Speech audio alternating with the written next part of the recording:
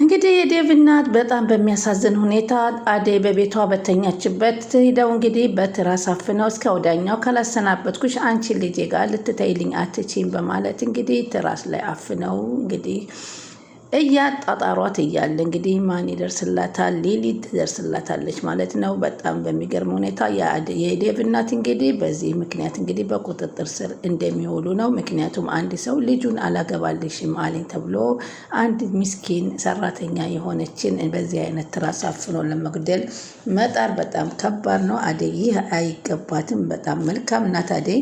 እንዲሁም እሳቸው ራሳቸው ሄደው ከማፈናቸው በፊት እንግዲህ አቹ ቀብራሬን እንግዲህ እባክህ አንድ ሁለት አዋልልኝ እያሉት ነበረ ማለት ነው። እሳቸውም ምን ላደርግ ነው እያሉ ነበረ።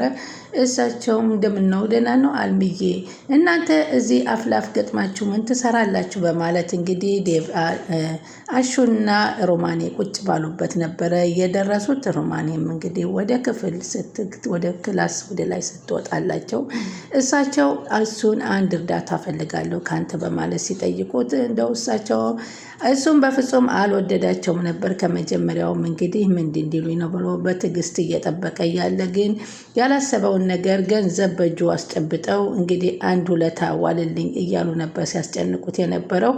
ምንድን ነው እያሉ ሲል እንግዲህ እሷን አስወግድልኝ ገንዘብ እሰጥሃለሁ ነበር ያሉትና ማንን ሲል አዴን ለገንዘብ ብዬ ነው ወይ እንደዚህ እህቴን እንደዚህ አላደርግም። ምን እህቴ ትላለህ እንደ ገንዘቡን ተቀብለህ አንተ እንደዚህ አታደርግም። እድሜ ልክህን ዘበኛ ሆነ ከምትቀር በፈዛዛነት ዘበኛ ነው ያልሽው፣ እሱ ያንቺ ያልሽው አይደል? ፈጣሪ ለኔ ያሰበልኝ ሌላ አለ። አዎ ስለዚህ እሱ መቼ እንዳንቺ ያስባልና ያወራነውን ነገር በማንተና እኔ መካከል እንዳይወራ ነግሬሃለሁ በማለት ብሩንም ይዞ አልፈልግም እኔ አደይን ላንቺ ገንዘብ ብዬ አደይ እንደዚህ አላረግም በማለት አሹ ቀብራራው እንግዲህ እኔ ምልህ ነበር ስምህ ማን ነበር ያልከኝ? አሹ ቀብራሬ የሚየ ልጅ በማለት ይናገራል። ከዛም እንግዲህ ጥሩ የሆነ ነገር እንድታደርግልኝ እፈልጋለሁ። ምን ላደርግልሽ አላት። የአደይን ቤት የምኖርበትን ታውቀዋለህ? አዎ አውቀዋለሁ። ከሊሊ ቤት ነው። አዎ ልጄና እሷ በድጋሚ እንዲገናኙ አልፈልግም። ስለዚህ እሷ ደግሞ እሱን ለማግባት ለመሞከሩ አይቀርም። ልጄ እንድታስቸግረውና እንድታስጨንቀው ስለማልፈልግ ቆንጠጥ አድርግልኝ አሉ። ማንን አሉ። አደይን ነዋ አሉ። እንካ ገንዘብ ብለው እጁን ሳብ አድርገው ሲያዚዙት አሹ ቀብራሬ ገንዘቡን እንደዚህ አርጓዬና እኔ ነው ወይ አደይ እህቴን አያለመተዋወቅ እኔ እሹ ቀብራሬ ነኝ ለገንዘብ ብዬ ታላቅ እህቴን አደይን የምቆነጥጥ? ምን ነው ገንዘቡ አነሰ እንደ ጨምራለሁ ገንዘብ አሉ። በገንዘብ የተኩራሩት የዴቭ እናት መቼም አላደርገውም፣ መቼም ይህን መወዳትን እህቴን በገንዘብ አልቀይራትም፣ ያውለውት ገንዘቡን በማለት ነበረ ያሳፈር። እውነትም ጠግባችኋል፣ አልታዘዝም እያልክ ነው አለ። በእንደዚህ አይነት ስራት ሰይጣን ተግባር አልታዘዝም፣ ለገንዘብ ብዬ እህቴን አልሸጥም በማለት ነበር ያሳፈራቸው። ይህንንም እንግዲህ ሳይበግራቸው ቀጥ ብለው ወደ ሊሊ ቤት ጠይቀው በመሄድ እንግዲህ በተኛችበት በትራስ አፍነዋታል ማለት ነው። ሊሊ ለሰዓቱ ወጣ እንዳለች ነበር እሳቸው ተከታትለው የገቡት በሚያሳዝን ሁኔታ። አሁን እንግዲህ ዶክተሩ ደግሞ እሱ ጋራ በመገኘቱ ዴቭ ምን እያደረክ ነው በማለት ሲለው እኔ እኮ አሟታል ብለው ላክማት ነው የመጣሁት ምን ማለት ነው ሲል እሷም ኮስተር ብላ ዴቭን ውጣልኝ፣ ከዚህ በላይ እናትህ ያላመኑበት ትዳር ሊሆን አይችልም እና ያንቺስ እናት እንደዚህ ሲያረጉን አልነበረ ቢላት የኔ እናት እኮ በጊዜው አልስማማም ብትንም አሁን ግን ተስማምታለች። ያንተ ግን የማይሆን ቆሻሻ ስድቦችን እየሰደቡ ክብሬን ዝቅ እያደረጉት ነው በማለት ነበር የተነገረች። እና አንተ አትቆጣ አለው። መኝታ ቤት ምን እያደረጋችሁ ነው? ይሄ እኮ ሆስፒታል ነው። የትም ይሆን አይመለከትም፣ አያገባህም በማለት እንግዲህ አደይ በአንተ ልቤ ተሰብሯ፣ ሁለተኛ ልትሰብረኝ ነው ወይ የመጣ? እንግዲህ አንቺና እኔ የሆነ ችግር በተፈጠረ ቁት መካከላችን እሱ ዶክተር መግባት አለ ወይ ሲል ለአንተ ማስረዳት አያስፈልገንም። እኔ እኮ ዴቭ ነኝ ሙሽራው ስለ አሁንም ልቤ ልሰብረው ነው ወይ የመጣው? እባክሽ አደይ ተረጋጊ ቢላት ምንም ያልተነካ መሰለህ እንዴ? ለእናትህ ጥሩ ነገር በነገርካት ከመጀመሪያው ስትል አደይ ተረጋጊና ላስረዳሽ፣ እኔ ምንም ነገር እናቴ ጋር የተነጋገርኩት አይደለም ለምንድነው በእናቴ አስተሳሰብ እኔን ተወቃሽ የምታደርጊ? ለምንድነው ማትረጂኝ ሲላት እንግዲህ አንተ ስለኔ እናትህ በዚህ ልክ እንዴት ታንቋሽሸኛለህ? አንተ ምን ብትላት ነው ስትለው በፍጹም እኔ ስላንቺ መጥፎ ነገር አልተናገርኩም በማለት ይናገር። ሰላም ውድ ቻናል የተከታታዮች ሰላማችሁ በያላችሁበት ይብዛ። ለቻናል አዲስ የሆናችሁ ሰብስክራይብ፣ ላይክ፣ ሼር እያደረጋችሁ አደይ ቀጣይ ፓርቲ ይዘን መጥተናል። የዴቭ እናት እንግዲህ በትራስ አፍነው አደይን እስከ ወዲያኛው ለማሰናበት ቀጥ ብለው ወደ ሊሊ ቤት ሄደዋል። እንግዲህ እሱን ዴቭም ወደዛው እንዳመራ ነበር ቀደም ብሎ። ከዛም እንግዲህ ዶክተሩን ያስረዳሽ። ዶክተሩ ራሱ ስላንቺ ለእናቴ ብዙ ነገር ብሏታል። ተረጂ የዴቭ እናት ትክክል አይደለም አስተሳሰቧ፣ የልብ ድካም ስላለባት እሱን በመጠንቀቅ ነው። ዶክተር ንገርልኝ አለ። ቢነግረኝም ባይነግረኝም የሚቀየር ነገር እኔነቴን፣ ልብሴን፣ ቤተሰቤን የሚቀይር ነገር የለም። ያጠፋሁ ነገር ካለ ደግሞ ፈጣሪ ይፈርድብኛል። ሂድ እናት መርጠውልሃል፣ እናቴ መረጡልህን ልታገባ ትችላለህ። ቤተሰቤንም ሆነ እኔን ልታንቋሽሽ አይገባህም በማለት ውጣልኝ ትለዋለች። የእናትን አስተሳሰብ እንዴት በጊዜ ሂደት ልትቀይረው ትችላለህ? ምንድን ነው ጊዜ ስጭኝ ብትለው ተረጅኝ፣ ያንቺ እናትም እኮ ልንጋባ አልፈቀደችም ሲል የኔ እናት እኮ ክብር ዝቅ የሚያደርግ ነገር አልተናገረችም፣ በደፈናው አይሆንም ነበር ያለችው። በጊዜ ሂደት ደግሞ እሱን ተስማምታለች አለችው። ስለዚህ እናትና እናቴ ማወዳደር አይጠበቅብህም። አንተ ያላከበርከኝ እናትህ ያላከበሩኝ ምን ብዬ ነው ትዳር መመሰርተው በማለት አደይ የሆዷን በጣም ተናዳ በብስጭት ትናገረዋለች። ዶክተሩም ወጥቶ ወደ ሕክምናው ይሄዳል። ዴቭም ወጥቶ ይሄዳል። ሊሊ ተተክታ እንግዲህ ሊሊ እያስታመመቻት እያለች ተረጋጊ አለ ዶክተር። አንድ ችግር ካለ አትሄድም ዶክተር፣ ካጠገቤ ተቀመጥ በማለት መልሳ እጁን ስባ ታስቀምጠዋለች። አደይ ግን ትክክለኛ ነች፣ ምን ሆነች ነው ሲላት አይ አሞኛል፣ ተስፋ አትቁረጪ፣ አንቺ ስሜት ሊገባኝ ይችላል፣ ግን ነገሮች ይስተካከላሉ። የደረሰብሽ ነገር ከባድ ነው፣ ግን ብዙ እቅድ አቅደሽ እንደዚህ መሆነሽ የተፈጠረው ነገር በፈጣሪ ነው ብለሽ ራስሽን ተስፋ ሳትቆርጪ ቀጥ አድርገሽ አላማሽን ተከታተይ፣ አትሳሳች፣ ፈጣሪ እንደኛ አይደለም በማለት ምክር ይመክራታል።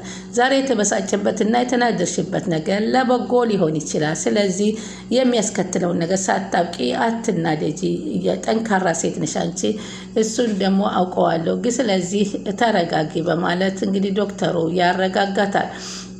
ሆኖም ግን እህቷ ብርሃን ድንገት ትደውላለች እና ተረጋግተሽ አናግሪያት ሲላት ብርሃን እንዴት ነሽ ደህና ነሽ ወይ ስትላት ደህና ነኝ ካለቻት ይቅርታ አስጨነኩሽ አይደለም እንዴ ስትላት አይ ደህና ነኝ እህቴ እንዴ ሊሊ ያልደወለችልሽም እንዴ ወይንስ አሹ ስትላት ያው እንደደወሉላት ነገረቻት እና ለማዬ ምን አልሻት ስትላት ያው እናቴ አስረድቻታለሁ አምናኛለች አለቻት እና እሺ ብርሃኔ አመሰግናለሁ፣ አንቺ ባትኖሪ ማን እንደዚህ ሆነ ነበር፣ እህቴ ኑሪልኝ በማለት ብርሃኔን እንግዲህ አመስግና ስረጋጋ በደንባ ነግርሻለሁ፣ አሁን መረጋጋት አልችልም ስትል ስልኩን ዘግታ እናቷን አደራ እንድትጠብቅላት ነገረች።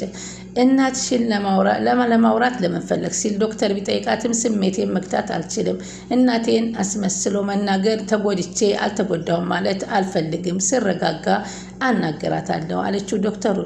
ከዛም እንግዲህ ሊልዬ ስትመጣ ሊልዬ አደራሽን እንግዲህ ሊሊ እንኳን መጣሽ፣ እኔ ወደ ስራ ገበታዬ ልመለስ፣ አንቺ እዚያ ተገቡኝ፣ አደይን ተከታታያል፣ በማስፈልግ ሰዓት አደይ አለሁልሽ በማለት ዶክተር እንግዲህ ራስሽን ጠብቂ በማለት ወጥቶ ወደ ስራው ሄዷል።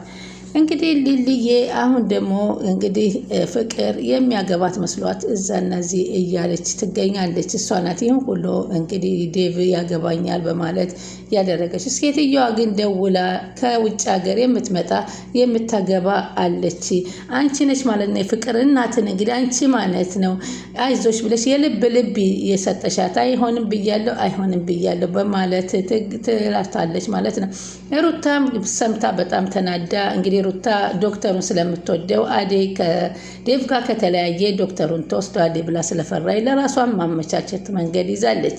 ከዛ ለምንድን ነው አደይ ዴቭ እንዳይጋቡ ያልፈለግሽው ስትላት ኦፍ አለች ወይዘሮ አልማዝ። ምንድነው ሁላችሁም እየመጣችሁ አደይ የምትሉ የዚህች ልጅ ስም መስማት እዚህ ቤት ውስጥ አልፈልግም በማለት እንግዲህ አመናጭቃ ትወጣለች። ሰውን ያለ ምክንያት ዝም ብሎ መጥላት ምን ይባላል? የአልማዝዬን ጸባይ እያወቅሽ አንዴ ከተናገረች ግትር አይደለች እና አደይና ዴቭ አይጋቡም አለች ሩታ። የሆነ ማድረግ አለብሽ እማዬ፣ እኔ ምን ከአቅሜ በላይ ሆናለኝ፣ ምን ላድርግ፣ ምን አላቅም አለች ሩታ።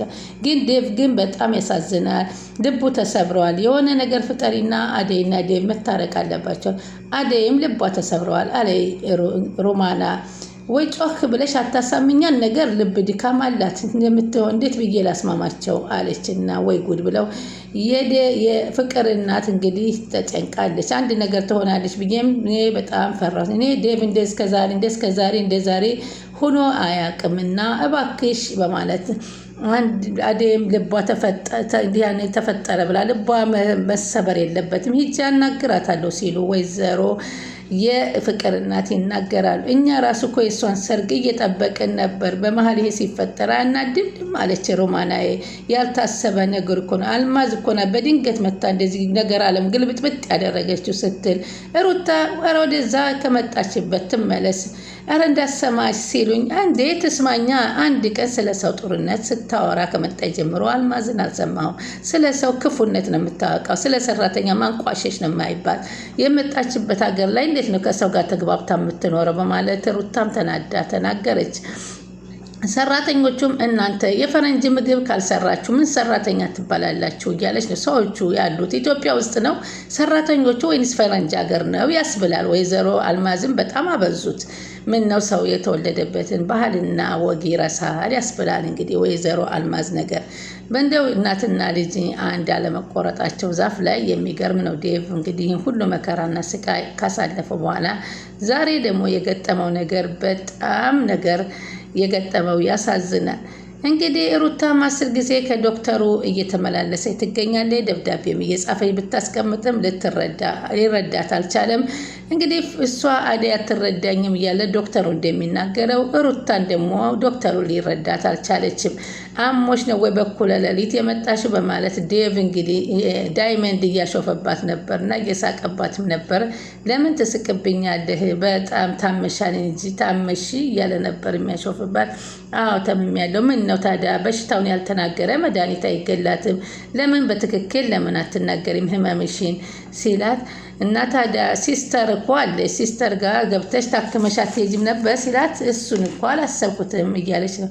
ዳይመንድ በቃ አንተ ውጣልን ሲል አዎ ነገሩ መልካም ጋብቻ ይሆንላችሁ የአብርሃምና የሳራ ይሆንላችሁ። አሁንማ ሻኪራ አለችልህ እኔ ምን አስፈልጋለሁ። ዳይመንድ ወጣ። ሩታ ለዶክተሩ የልባችን ሚስጥር እንዴት ነው ዴቭ ያወቀው? እኔና አንቺና ደግሞ የልብ ሚስጥር አለን እንዲታይ እንጂ ሩታ አለ ዶክተሩ። ለነገሩ ተው እኔ ብቻ ነኝ ለካ እንደዛ ማስበው ስለምትዩ ሚስጥር እኔ ምንም ማውቀው ጉዳይ የለም። ዳይመንድ ሲቀባጥር የነበረው አንቺ ስላስቀየምሽ ሆነ። ምንድን ነው አንቺ መልእክቱን ጽፈሽ ባስቀመጥሽው ነገር አንብቦት ነው ረስቼው። አዎ ዶክተር ቅድም እኮ ነበር አለች። አሁንም ያው ነኝ የምትፈልጊውን ለምን አትናገሪም ቢላት መመላለስ አሰለቸህ እንዴ አለችው። እኔማ ከስራዬ አንጻር ምንም ታካሚ በትዕግስት መቀበል ግዴታዬ ነው። ግዴታ ባይሆንብህ ይደብርሃል ማለት ነው። እንደዛ አይደለም ተናገርኩ እኮ በድጋሚ እዚህ ቤት አልመጣም በማለት ዶክተሩን ተሰናብታ ሩታን በብስጭት ወጥታ ተዳለች። እንግዲህ የዴቭ እናት አደይን ወስደው በትራስ አፍነው ምን እንደሚጠበቃቸው አላወቁም። በጣም ይገርማል። ቀጣይ ምን ይመለሳል?